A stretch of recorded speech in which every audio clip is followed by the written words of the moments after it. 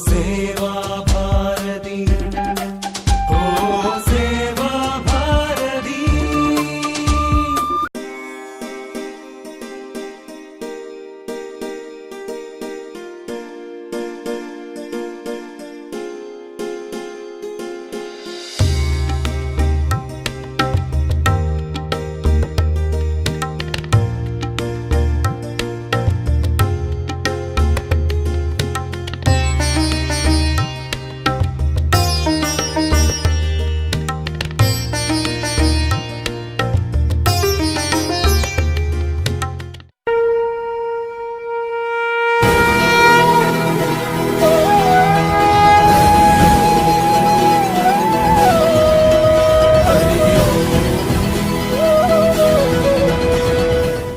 ഇത്രയും വ്യക്തിത്വങ്ങൾ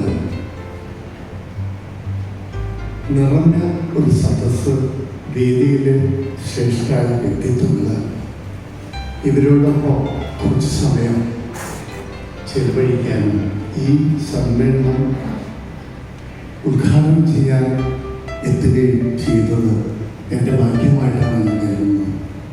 അടുത്തതായി സേവാഭാരതിയുടെ വാർഷിക മീൽസ് അവതരിപ്പിക്കുന്നതിനായി ജില്ലാ സെക്രട്ടറി ശ്രീമതി നോഫ് ടീച്ചറെ സ്നേഹപൂർവ്വം ക്ഷണിക്കുന്നു. അധ്യക്ഷത വഹിച്ചു. പ്രശസ്ത സീനിയർ ആർട്ടിസ്റ്റ് കിഷോർ ഉദ്ഘാടന കർമ്മം നിർവഹിച്ചു. ജില്ലാ ജനറൽ സെക്രട്ടറി. ജില്ലയിൽ 97 സമിതികളാണ്. കഴിഞ്ഞ കാലങ്ങളിലുണ്ടായ പ്രളയ ദുരന്തത്തിലും ഉരുൾപൊട്ടലിലും ആയിരക്കണക്കിന് പ്രവർത്തകരെ സജ്ജരാക്കി ദുരിതങ്ങളെ നേരിടാൻ സാധിച്ചത് സേവാഭാരതിയുടെ സേവനത്തിന് നേർക്കാഴ്ചകളായിരുന്നു. ബഹുമാനപ്പെട്ട യോഗാധ്യക്ഷൻ, സേവാഭാരതിയുടെ തൃശ്ശൂർ ജില്ലാ അധ്യക്ഷൻ ശ്രീ ഉണ്ണിരാജൻ IPS, ഇന്നത്തെ ഈ വാർഷിക പൊതുയോഗം ഔപചാരികമായി ഉദ്ഘാടനം ചെയ്ത പത്മശ്രീ തിരുവന കുട്ടന്മാരാർ സാർ,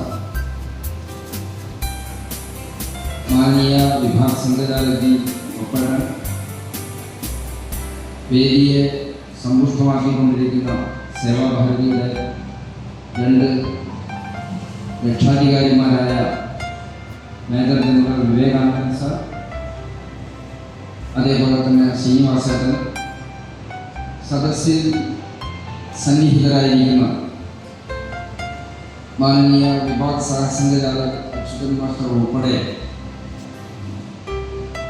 തൃശ്ശൂർ ജില്ലയുടെ വിവിധ ഭാഗങ്ങളിലായി പ്രവർത്തിച്ചുകൊണ്ടിരിക്കുന്ന, ഇവിടുത്തെ റിപ്പോർട്ടിൽ പറഞ്ഞതനുസരിച്ച് 97ഓളം വരുന്ന യൂണിറ്റുകളിൽ നിന്നും ഭാരവാഹികളായി ഇവിടെ പങ്കുകൊള്ളുന്ന സഹപ്രവർത്തക സഹോദരങ്ങളെ എല്ലാവർക്കും നമസ്കാരം.